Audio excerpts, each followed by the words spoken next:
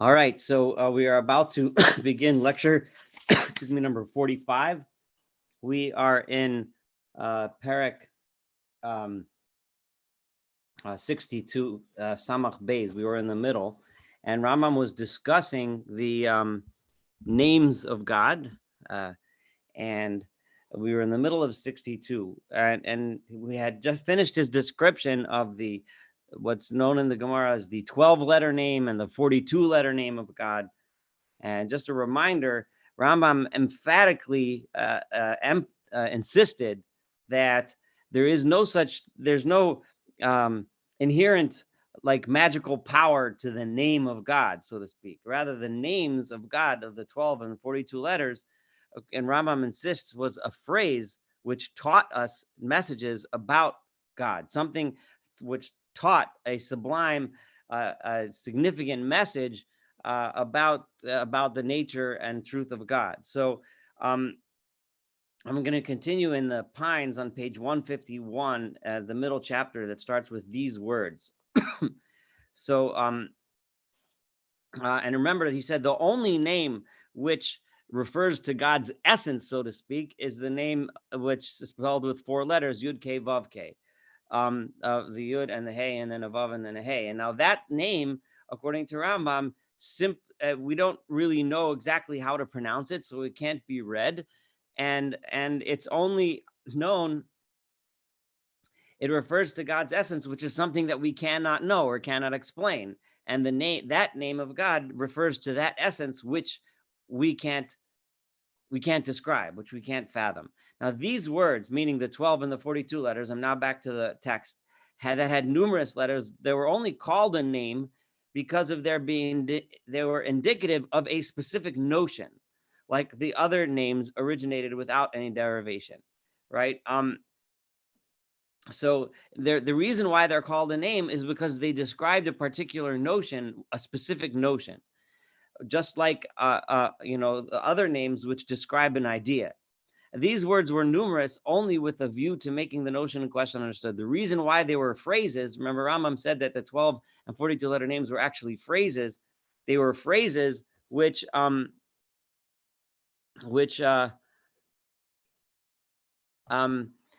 consisted of words, and those words were described. They needed to have several words in order to describe that particular notion. Understand this accordingly, and know that which was taught were the notions indicated by these names. What was being taught and passed on in those secret from generation to generation were the ideas, were the concepts. What was so special about those names were the concepts that they represented. The term articulated name is never applied to the name having 12 or the name having 42 letters. The articulated name is a name that is peculiar and specific to God himself, as we have made clear. The other 2 names taught some sort of divine science instead of some sort of metaphysical idea or concept. The fact that it taught a metaphysical idea is proved by this following dictum in Chazal, which says as follows. This is a Gemara in Kedushin. It says, the name having 42 letters is holy and sanctified, and is only transmitted to one who is discreet, has reached the middle of his life, is not prone to anger or to drunkenness, does not arouse criticism by his way of life, and speaks agreeably with people. In other words, he's a good person, solid, moral, ethical person with a good reputation. And he who knows it is heedful thereof and observes it in purity, is beloved on high and popular below. He is feared by the people, his learning is preserved by him, and he inherits the 2 worlds, this world and the next. This is literally exactly what the Gemara, what the Talmud says. So imagine if you come to this with a more, what I sometimes call magical, or some people might call mystical attitude. You think this name itself is so holy that only special people could know it. Rambam is emphatically telling us that that is not the case. It's not that the name has any particular holiness to it. The name isn't a magical name. It's the concept that's being taught by that name, which only a special person can understand and comprehend. How very remote is the way in which this saying is usually understood from the intention of its speaker. Rambam is understanding that usually people look at this and they think this must be some sort of a magical name with all sorts of powers, right? Rambam is saying people look at it and they think, oh, you have to be so holy to know this holy, holy name of God. That's how usually people understand it. But that was so far from the intent of the Gemara, according to the Rambam. For most people think that it deals solely with the pronunciation of the letters, that only special people know those 42 letters and know how to pronounce them. And it is not taken into consideration that these letters may have a meaning. People think that they think it's just some kind of a magical formula, right? Not that the name has a meaning. And Rambam is emphasizing to us that no, these names, they're a sentence that describe an idea, so that great things may be acquired through them, right? The reason why it's so clear that it has a meaning is because that is why great things can be acquired to them, because they mean a concept. And if you understand that concept, that's such a lofty and important idea.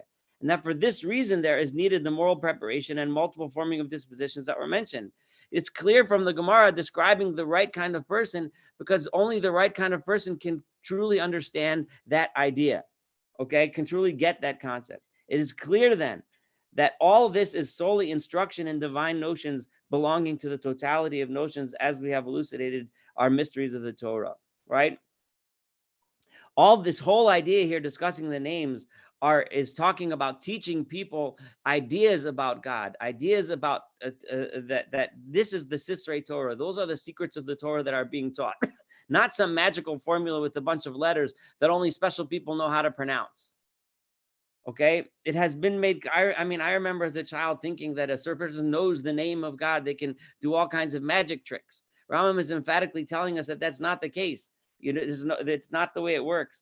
It's the knowledge that it describes. It has been made clear in the books that have been composed concerning divine science that it is impossible to forget this science. That once someone understands this idea and gets this concept of God, that's a concept that one can never forget. I mean thereby the apprehension of the active intellect. It just so happens that Rabbi Kapach in the Hebrew says that this last sentence is really a quote from Plato, who says this when he's talking about Greek metaphysics. But Rambam takes it from there and uses it here and says this is the meaning of the dictum of the sage: his learning is preserved by him. What does it mean in that phrase that he quoted from the Gemara, that it says that he it's preserved by him, his Torah is remembered? Because when one reaches that metaphysical level of knowledge, that kind of knowledge can never be forgotten. That understanding can never be forgotten. When wicked and ignorant people found these texts, okay, the Rambam is directly aiming at people that pretended to be Kabbalists, right? And they found these texts and say, ooh, there's some kind of a magic name, right? So they said they had great scope for lying statements, in that they would put together any letters they liked and would say, this is a name that has efficacy and the power to operate if it is written down or uttered in a particular way. So they started taking these names, writing them down or pronouncing them. And if you say exactly this formula, you can accomplish all kinds of wonderful things, right? Thereupon, and according to Rambam, that's that whole concept, that idea that a word could have such power is completely ridiculous, right? The idea conveyed by the word is what's important, not some magical word. Thereupon, these lies invented by the first wicked and ignorant man were written down. So the Rambam is saying the idea that was perpetuated, the people that perpetuated the idea in the beginning were wicked and ignorant. But these writings were transmitted to good, pious, and foolish men who lacked the people later who meant well, but they didn't have the lacked the scales by means of which they could know the true from the false. They didn't understand which writings are real and which writings are just a bunch of baloney, right? Or worse, in the Rambam's words, wicked. These people accordingly made a secret of these writings, and they started making it like secretive, and the latter were found in the belongings left behind them, and so that they were thought to be correct. And then after they died, people find their writings and they say, ooh, look, these secret formulas, secret magical formulas. A fool believes everything, to sum it up, Rambam says. A foolish person will believe whatever he sees.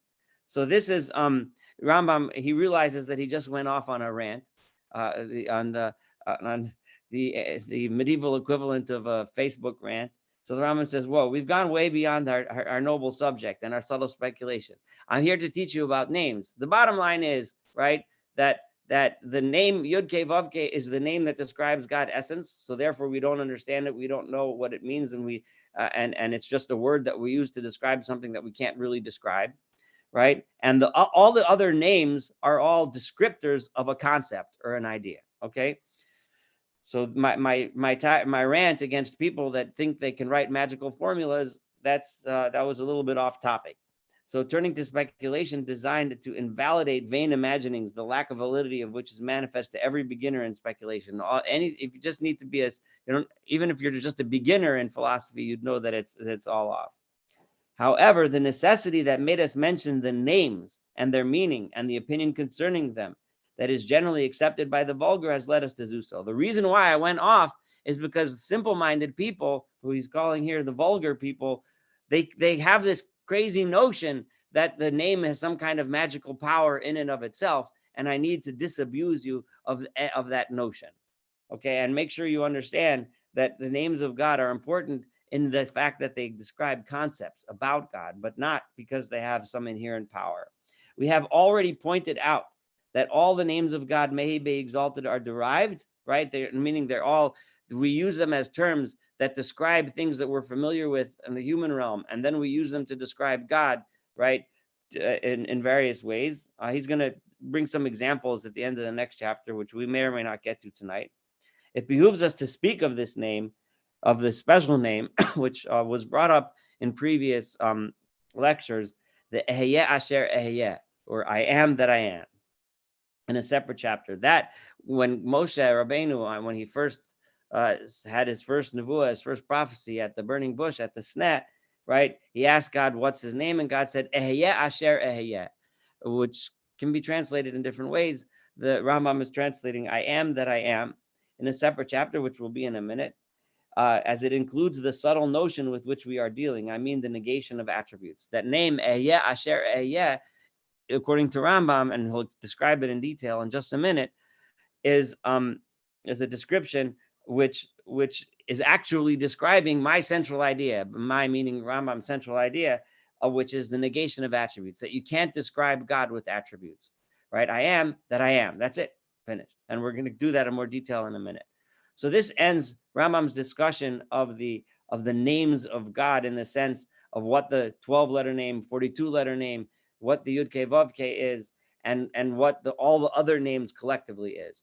The next chapter, which will start soon, is a discussion of the dialogue between Moshe and God at the Sneh, and what was all that dialogue about, back and forth, about what's your name? Do they know their name? What name do I tell the Jews? Because we just got into this idea of names. Before I start, I want to open the floor for any comments on the discussion until now. The last paragraph refers to the articulated name, and it goes on to the next sentence says, I am that I am, is the articulated. Yeah, so he says they're all derived except the articulated name, period. But now let's go speak about this other name called the name I am that I am. Right? Okay, the articulated name, the only name, the Rambam says clearly, the only name that's called the articulated name is the 4-letter name. Okay, thank you. Okay. Any other questions or comments about what we have until now? Okay. We don't So really articulate that name though. what? Sorry, and we don't articulate the name. Was that what you said? Yes. No, we don't. That's right. Okay. Right. If we knew how to articulate it, I mean, we wouldn't do it, but we don't know how, which is part of the whole point Rambam told us, right?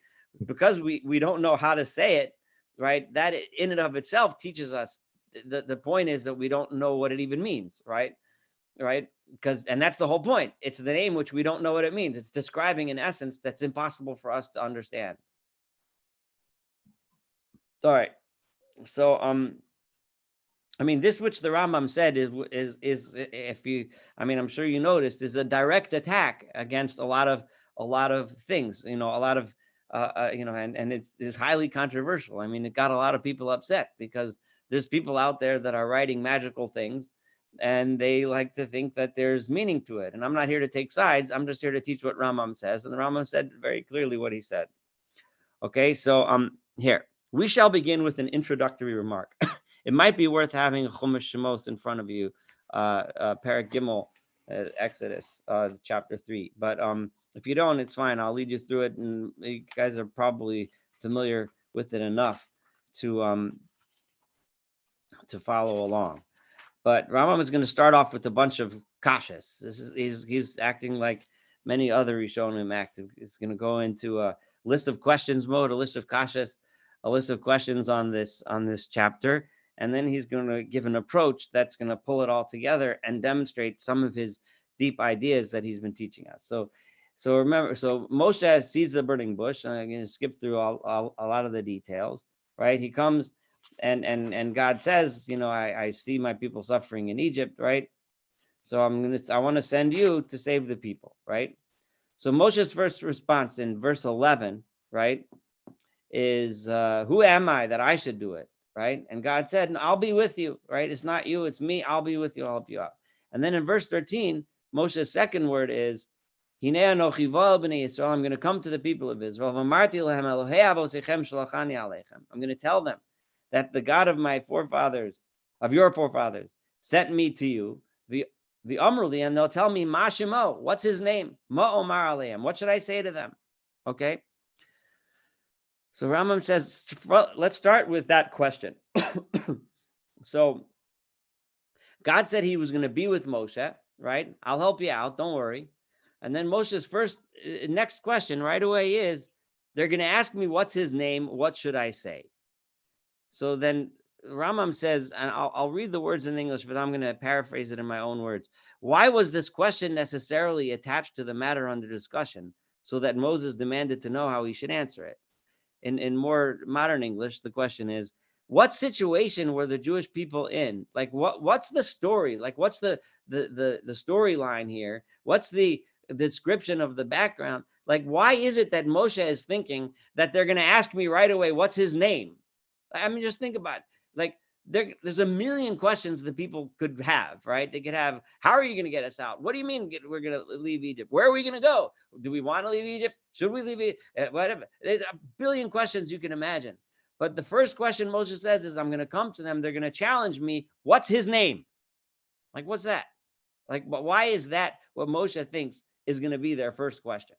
So that's number one. And then he continues to say, well, if you look, by the way, God answers and says, Ehyeh asher ehyeh, I am that I am, which we're going to talk about in detail. And then God continues to talk to Moshe for several verses, saying, I am the Lord of Avram, the Lord of Yitzchak, the Lord of Yaakov. This is my name forever. This is how, go gather the elders of Israel and tell them, and so on. And they're going to listen to you, and so on. And I'm going to send you, I'm going to get you out of Egypt, and so on. God makes all these promises, and they're going to come out with riches and everything. And then Vayan Moshe, and this is the beginning of chapter 4. So Moshe answers after God gives this long speech that we're familiar with, and we'll be reading soon on Pesach. Vayomer vehein lo ya'aminu li, they won't believe me. V'lo yishma'u b'koli, they won't listen to me. Ki yomru lo nira elecha Adonai, because they will say God did not appear to you. And then God said, Vayomer elav Adonai ma zeh biyadecha, what is that in your hand? Vayomer mata, a stick, and God gave him the signs, the stick with the snake and the so on and so forth. So the next question he says is, as for his saying, then he says, but they won't listen to me. It is very clear that everyone who lays claim to prophecy should be spoken to in this way until he brings proof, right? Like, what is Moshe saying? Like, they're not going to believe me. Of course they're going to ask that. They should ask that question. If somebody comes to you and says, God told me to tell you ABC, whatever it is, God told me that you should invest in this investment and you'll become a millionaire, right? But how? God told you? How should I believe you that God told you? Prove it to me, right? So what does it mean that Moshe is saying? Like, why is he pointing this out? They're gonna ask me that. Like, that's just obvious. Of course they're gonna ask me that. Anyone would ask that. That's the logical, reasonable question. It's almost like the way Moshe said it. It makes you feel as if there might be some kind of criticism in there. But why is that criticism? That's the natural question that you should ask. Furthermore, if the matter concerned, as it may appear, merely a name to be announced, if what we're thinking about, and Rambam is still arguing against this notion, right? This notion that people have that there's a magical name and there's a certain way to pronounce it and a certain way to spell it and a certain way to say it, right? If all it is just a name, right? if all they're arguing here back and forth, Moshe and God are not arguing nearly, but discussing back and forth was what's his name? Like, in other words, do you call him Saul? Do you call him Joe? Do you call him Jim? Do you what? If that's the point, then there's only two possibilities here. Either the children of Israel already know the name, or they don't know the name, right? He's coming to the people. Either they know God's name, or they don't know God's name. Now, if they knew God's name, and then they asked him, who's this God? And Moshe said, let's say his name is, Yud Ke Vav Ke, right? And then they know that name. And Moshe says, oh, it's Yud Ke Vav Ke. He's the one that sent me, right? Then what does that prove? Moshe just knows it just like everybody else knows it. Everybody knows that. Like, well, that doesn't prove nothing, right? So if on the other hand, the name had not been heard among them, but if they didn't know God's name, and then he says Yud Ke Vav Ke, that means nothing because they don't know it, right? So how is it that telling them Yud Ke Vav Ke somehow proves that he knows something, right? So would be the proof of being the name of God, supposing that the knowledge of his name were a proof. Besides, after he may be exalted, made known this name to him, and then when he did tell him the name, in other words, he said Eya Asher Eya. What was the next thing God said? I mumbled through a speech there, but there's something in the speech that Rambam is pointing out that's extremely curious, because Moshe says to God, what's, if they ask me what's the name, God says Eheyeh Asher Eheyeh, right? That the name is Eheyeh Asher Eheyeh. And then God went and Vayomer Od Elokim Moshe, and then God continued to speak to Moshe and said, right, Lech v'yosafto et ziknei Yisrael, gather the elders of Israel and tell them. And God gave him a whole speech of things that you need to know, right? So there came the answer of Moshe, and then Moshe said right after that, but they won't believe me. So what do you mean they won't believe you? God just told you they will believe you, right? Right. But yet this answer was preceded by his dictum, may be exalted, and they shall hearken to your voice, right? And it is followed by him, and then so then Moshe, how could Moshe ask God and say they won't believe me if God just told you they will believe you, right? And then God's answer at that point was the miracle, right? So what you should know, so that this whole difficulty should be made clear to you, is that which I shall tell you. So I'm going to answer all of my questions by explaining a certain few things that you really need to know. Any comments on these questions? These questions sound like good questions. They're pretty straightforward, and it begs for an explanation. So now let's hear how the Rambam pulls all of this together and teaches us some very important themes and ideas about the nature of God and the nature of this conversation between Moshe Rabbeinu and God.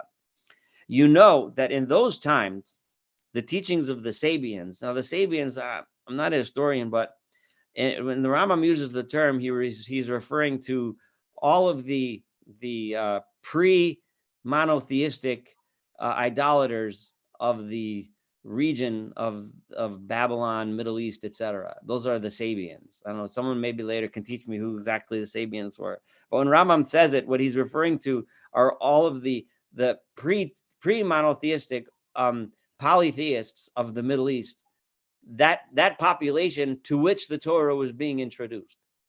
Does that make I hope that makes sense? So in other words, he's saying that basically all the people around in that milieu where all of this drama is taking place, the Jewish people are getting introduced to this new idea of monotheism, and the Jews are trying to teach this idea to the rest of their world. So all the other people around, the Sabians, right? It was their teachings that were generally accepted, and that all except a few men were idolaters. Almost all of them were idolaters. When he says except a few men, he's referring to those that knew the Torah or knew the ideas of God, such as Avram, Abraham, and so on.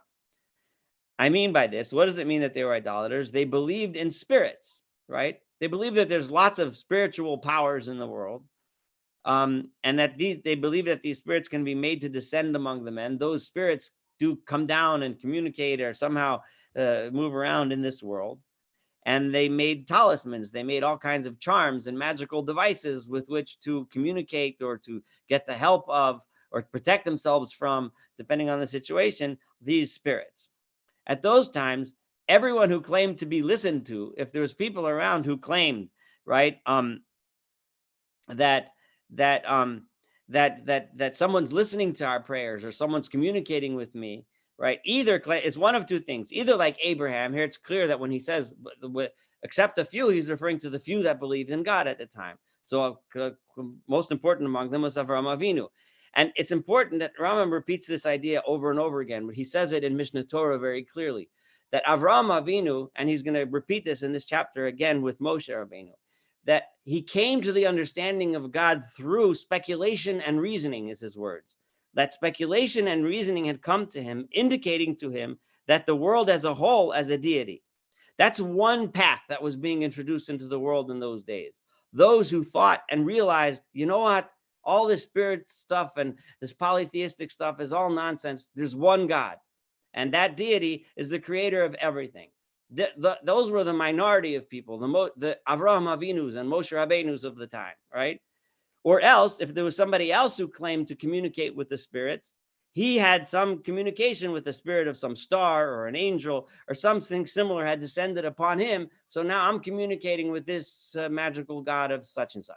Okay, so those were the Rambam is trying to lay out a milieu so that we can understand this dialogue between Moshe and God at the sneh, at the bush, and also so that we should understand what it was that Moshe was anticipating when he was going to come to the Jewish people in Mitzrayim and announce to them, God wants to take you out.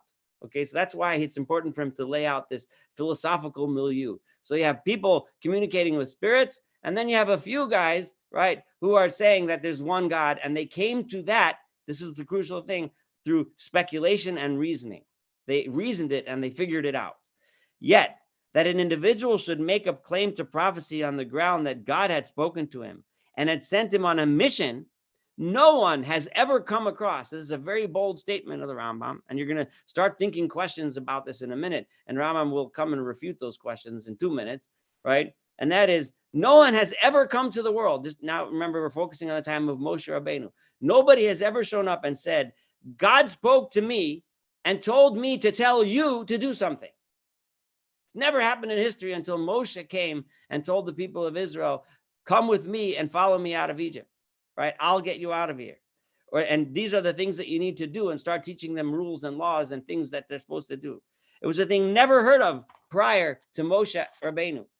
You should not be led into error on this point. Now, I know you're thinking, whoa, wait a minute. God spoke to the forefathers all the time in Bereshit, right? There was tons of prophecies. Don't be led into error on this point by what is said in scripture with regard to the patriarchs, that which is talking about the Avot, right? With reference to whom it is mentioned that God spoke and manifested himself in them, because we know there was many nevuot, there's many prophecies that God spoke to them. For you do not find, if you look in the entire Sefer Bereshit, you'll never find the kind of prophecy that would have made them call upon people or guide correctly others than themselves. That idea of prophecy, which is that a prophet's job is to take a mission from God and convey it to people, and therefore have the authority to tell people what to do, never happened before in history until now, right? That's brand new. That is the kind of prophecy that would have made Abraham or Isaac or Jacob or those who preceded them say to people, God told me you should act or not act in a certain way, or he has sent me to you. So the prophet, the idea of a Navi as a messenger of God to the people is brand new in the time of Moshe Rabbeinu. It's a tremendous thought. Think about it and its ramifications. This had never happened before. Rambam repeated this emphatically. The patriarchs, the Avot, were addressed in regard to their private affairs only. In other words, God discussed with them issues that were related to them and their relationship to God, right? I mean, in regard to their perfection, their right guidance concerning their actions. God did tell them what to do, did tell them how to live, did tell them, right? And the good tidings for them concerning the position their descendants would attain, and and the good news about the fact that their descendants will one day become a chosen people, etc. They had addressed a call to the people. However, when Avraham talked to people, which we see is going to mention Hanefesh Asher Asu B'Charan, we have a tradition, and the reference is to people that Avraham brought close to God. How did he do it? Not by saying, God sent me to you, right? But by means of speculation and instruction, Avraham Avinu went around the world and told people, why are you believing in these idols, that they're worthless, they're nothing, they're stupid, they're silly. There's a God, there's a single God, there's one God, there's a creator. And through speculation and talking to people and convincing people, that's how Avraham brought them closer. He didn't bring them closer by telling them, God sent me to you and asked me to bring you close. That's something that Moshe is about to do. So Moshe is about to embark on a completely new mission. Okay, so Rambam still didn't answer all the kashas that he started with, right? We had a whole list of questions, but but we're getting closer. But he's setting up the milieu so that all of a sudden the entire parsha will just like fall together and make a lot of sense. But we're getting there. He still has to work his way into laying this down. Any comments on that idea before I go on? Because as he builds this idea, it's going to build up and build up. It's going to get more and more exciting. I just want to know if anyone has anything about what he just said about the nature of prophecy. And think about that Moshe is a completely new type of prophet. Anyway, if there's no comments, I'll go on. All right, fine. You can stop me at any time, I promise. Accordingly, now that I set the situation, when God revealed himself to Moshe, right? So now God comes at the bush, and Moshe comes to the bush, right? And God reveals himself and says, here I am, I'm God, right? I want you to go to Egypt. I want you to save the people. And ordered him to address a call to people and convey to them his prophetic mission. Moshe now is thinking, whoa, right? This is totally new, right? This is something different. Okay, Moshe presumably had the speculation and the instruction to come and know God, right? But Moshe's first question to God then is, well, first, who am I? But then God said, I'll take care of that. But then Moshe says, I'm going to come to them and they're going to tell me Mashemo, what's God's name, right? So what is it that they're asking? So Moshe said to God, the first thing they will ask of me is that I should make them acquire true knowledge that there exists a God with reference to the world. What are they asking me? They're asking me, they're not asking me Mashemo for some magical name. They're living in a world in which there's conflicting notions. Some people talk to spirits and they believe there's all kinds of spirits of stars and moons and mountains and trees and the God of the sea and the God of fire and the God of wind. And some people believe that there's just one God, right? So first tell me, right?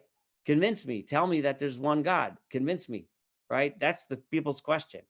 For at that time, all the people except a few were not aware of the existence of the deity. There was only a few people walking around saying this crazy notion of monotheism. There were people around, the smart ones, but just a few, right? And the utmost limits of their speculation, most people did not transcend the sphere, its faculties, its actions. They saw what they saw. They saw the sun, the moon, the stars. They saw what was around them. They did not separate themselves from things perceived by the senses and had not attained intellectual perfection, right? They hadn't done that speculation necessary to recognize the true idea of one God, right? All they saw was the things that they could sense, that they could see, they could smell, they could describe.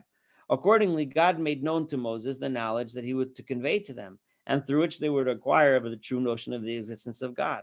So God tells him not his name, like some magical name, but rather a name that conveys this very idea that's completely different from the way they understood the world, right? And that name is I am that I am. How is that? Why? How does that simple phrase describe the true essence of God, which completely contradicts those people that believed in the spirits? How does that work? So he's going to give us a little a lesson in grammar for a minute. This is a name. There is a name. This is a name deriving from the verb to be, haya, right? Eheyeh, right? Haya means to be, which signifies existence. Haya indicates the notion he was. That it is. He is. God is. Okay, that's number one. Now, in Hebrew, there is no difference when you're saying he was and he existed. If you say something is or something was, it's the same thing as saying he existed. The whole secret consists in the repetition, but then the secret is not in the fact that God is, but it's more than that. By repeating he is that he is, that's the secret. Why? Because in a predicative position of the very word indicative of existence, right? For the word that, when I say asher, in normal speech, when you say that, is requires the mention of an attribute immediately connected with it. That automatically triggers in your mind, I am that, and then you have to finish the sentence, that which is green.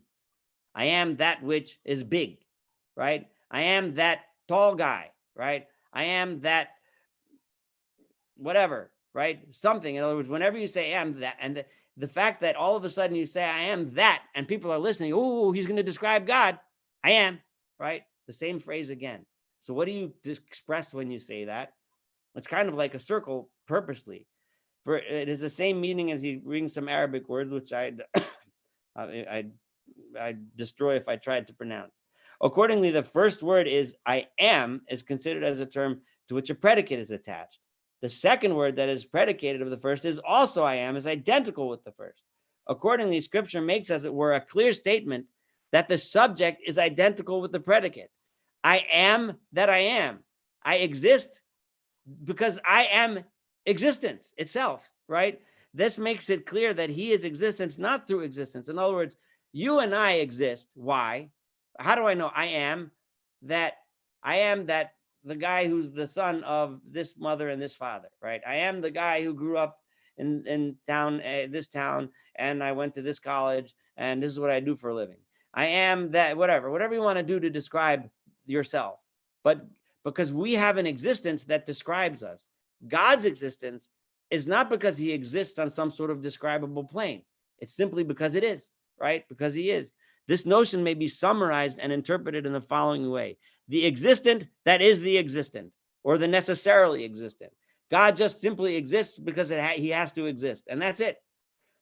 That is what this demonstration necessarily leads to, namely to the view that there is a necessarily existent thing that has never been or ever will be non-existent. This is a notion Moshe is describing to the people that's completely new, right? To people who are thinking of the world in the form of all these spirits. I shall make clear the demonstration of this thesis. And that's referring to, excuse me, later on. But so we understand now that the answer, this name, and remember, Rambam has just through the last two chapters described to us that a name here does not mean a name that you just call somebody, a bunch of letters that make up a word that's pronounced a certain way that refers to someone. But a name is a phrase that describes something.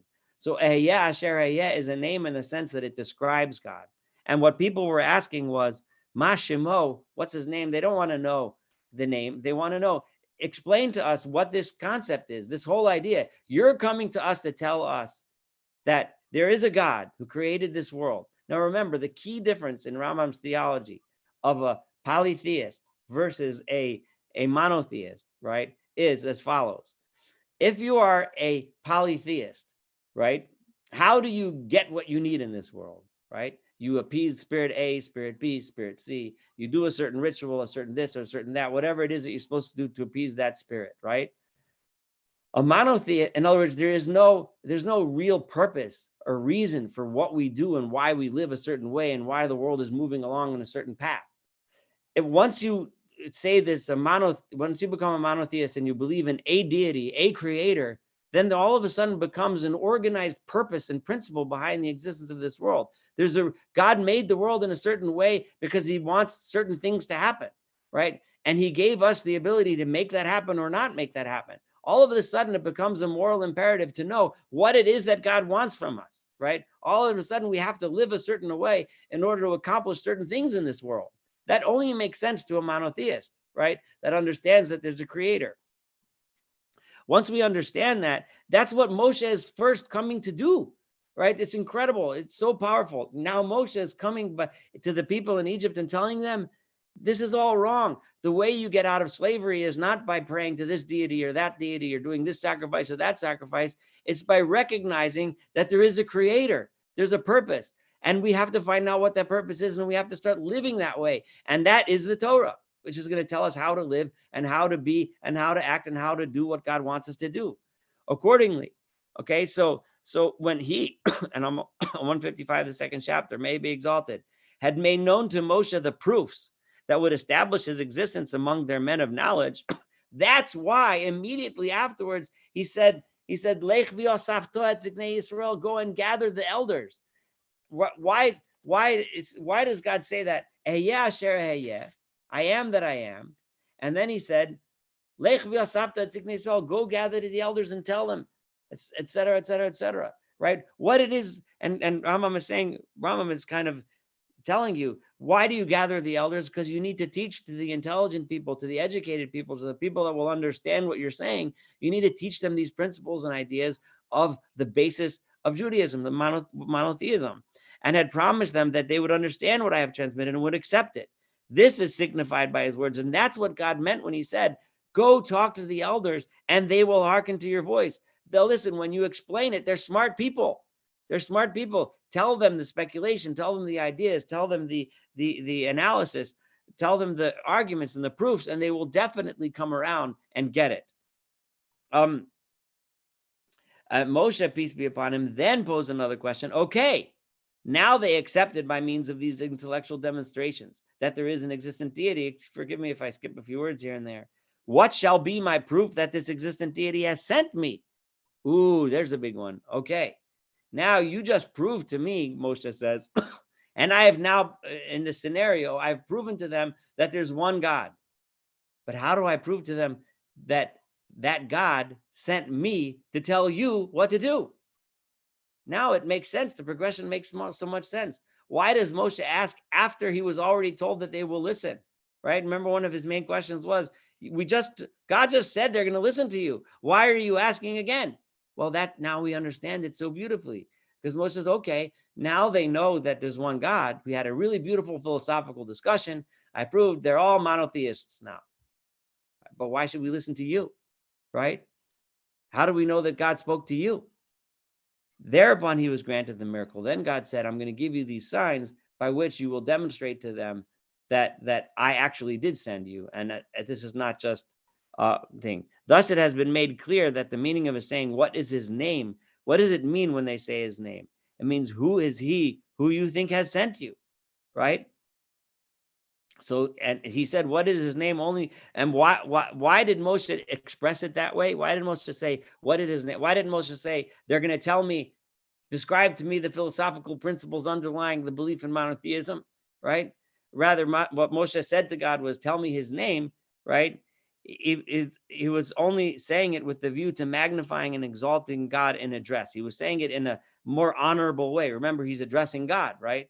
So he says, as it were, no one is ignorant of your essence and true reality. Moshe didn't want to say, people don't think you exist. You're standing in front of, oh, people think that you're a bunch, So he said, they're going to ask me, what is his name, right? And remember, in the Rambam's mind, the name means, right? The name means, right, a description of an essence, right? So this is not, it's not just a word play here. When you say name, you mean they're going to ask me about your essence, but Moshe just didn't want to verbalize it that way out of respect. It's like you're standing in front of a king and you want to say, well, I'm going to go to some foreign land and tell them that there's this powerful king over there and he has millions of armies and he's rich and everything. And the people never heard of him. They say, but if you're standing in front of the king, you're not going to say, those people are going to say, who the hell is that? You're not going to address the king that way. It's just not honorable. You'll say, well, how will I convey to them the awesome might and power of you, right? Or something more honorable. So Moshe was standing in front of God. He said it that way, all right? No one is ignorant of it. If, however, I am asked about your name, what is the meaning indicated by that name? That's how Moshe phrased it. He only thought that it would be a reprehensible thing to say in speaking that there are those who are ignorant of that existence, right? And consequently made out that they were ignorant of his name only and not that which is signified by that name. And then to finish off, so this is the end of his discussion of that whole thing. This last paragraph of this chapter, I'm going to say in a minute, he's going to talk about some other names, but this is the end of this discussion, so it's a good point to stop if someone has a comment.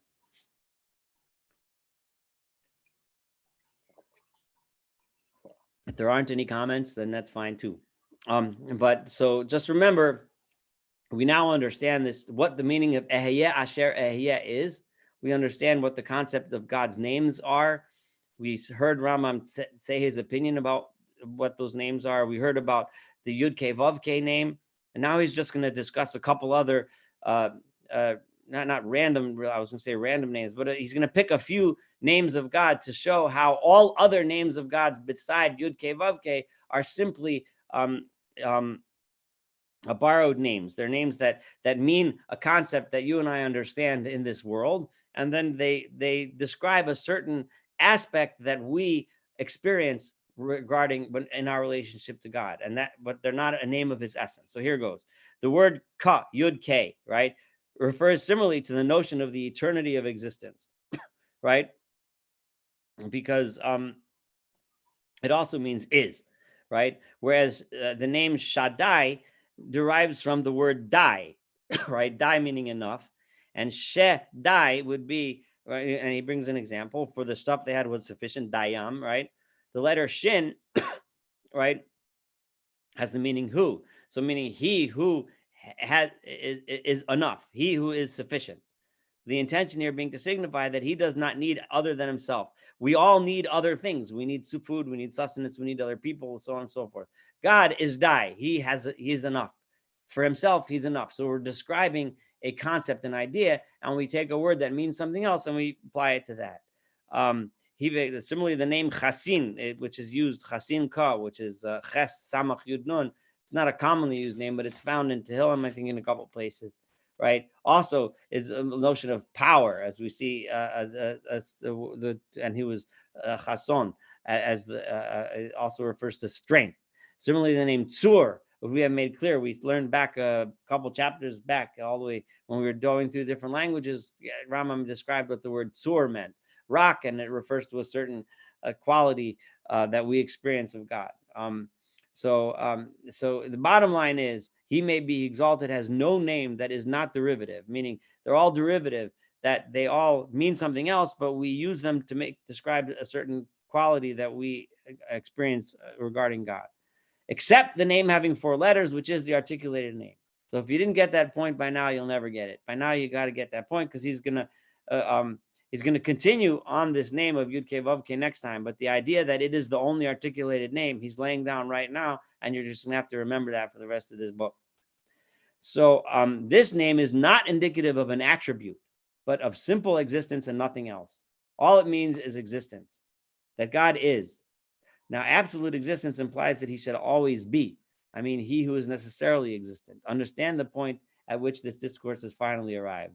Now, you should have gotten the point by now. Rambam says, we finally made the main point, that Yud Ke Vav Ke is the name that refers to God's existence, and God's existence is necessarily existent, meaning it always was, always will be, and so on. So that concludes this chapter, and it's some really beautiful stuff that the Rambam had to say. And I'll open the floor for any comments. It seems like earlier in your talk that it states that God said that I am is how he introduces himself to Moshe. Yes. I'm wondering whether that name, why we stop using that as the name referring to God, or whether there was any discussion of that in my mind. I don't know. I don't know why we don't. It's because it's more of a phrase than a name, and all of our liturgy is composed in such a way that we give God a name. So the only appropriate name is the Yud Ke Vav Ke name. Ey Asher Ayeh is a phrase. It'd be hard to throw in there, you know. It just grammatically wouldn't work. That's probably why it's not used very much. I wouldn't be surprised if in various piyutim here and there it might show up in some form or other, but I can't cite any examples. My friend Tony asked me to check how many times the Ayeh is mentioned in the Tanakh. It's about 30, but only 10 of them are about Hashem. So the famous one is the one that we say on Tisha B'Av, V'ani Ayeh la'akumat esh tzviv, that I will be to it a wall of fire. But it's really not used by the Nevi'im at all. Like it's all the others is actually either Avodah Zarah or some stupid people who were speaking different contexts. So Yeah, it's not. It isn't used much. That's interesting that you have those examples. So yeah, it might play around here and there. Some different Pythonim here and there might throw it in, but it's not used much. Yeah, I think so. Like, if we don't have any more comments, we can close up shop for today. It was definitely. Thank you very much for participating, and Mir Hashem, next week we'll keep on rolling. All right, and have a wonderful, wonderful evening. Be well. Bye.